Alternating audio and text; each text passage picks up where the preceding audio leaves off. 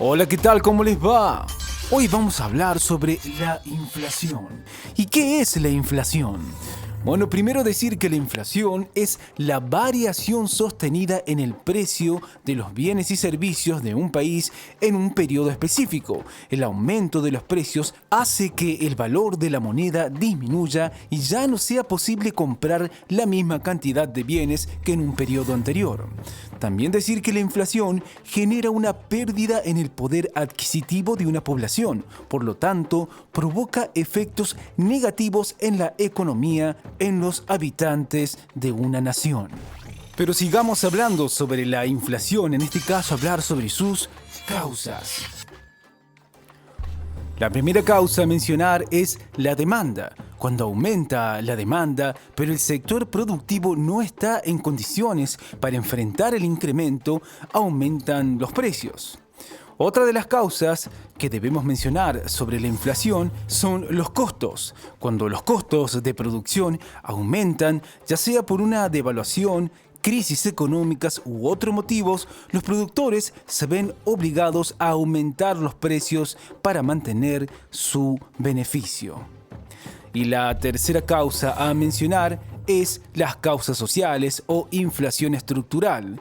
Cuando se advierte acerca de aumentos de precios en un futuro, es posible que los productores resuelvan anticiparse a ellos subiendo los precios de sus productos. Pero continuemos hablando sobre la inflación, en este caso hablar sobre los tipos de inflación. Comenzando por la llamada inflación moderada. Este tipo de inflación ocurre cuando el aumento de los precios sucede de forma paulatina, por lo que la proporción que la expresa es baja y por ende la relación de los precios se mantiene medianamente estable. Y un dato para agregar sobre este tipo de inflación es que mientras se mantenga en estos términos, la inflación moderada no es considerada un problema para la economía. Continuemos con la inflación galopante.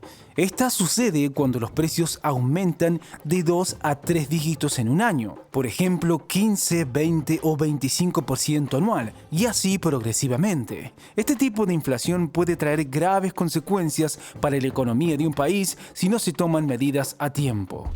Y por último, hablar sobre la hiperinflación. Este tipo de inflación es superior a la inflación galopante, ya que consiste en cientos o miles por cientos de aumento anual. De esta manera, la hiperinflación se trata de una grave crisis económica. Y por último, decir respecto a la hiperinflación que, según economistas y varios organismos internacionales, cuando la inflación supera al 50% mensual o el 100% anual, se la considera una hiperinflación. Sigamos hablando sobre esta inflación, en este caso hablar sobre sus consecuencias. Bueno, primero decir que la consecuencia más notoria de la inflación consiste en la pérdida o caída del poder adquisitivo. Esta provoca que la misma cantidad de capital o dinero que antes se obtengan menos bienes y servicios.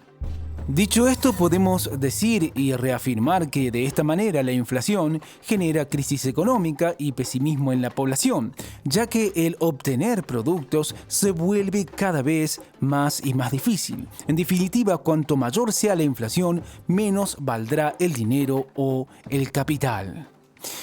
Bueno, esto es todo por hoy. Como siempre les decimos, chequeen los videos de nuestro canal que seguramente les serán de utilidad. Hasta la próxima.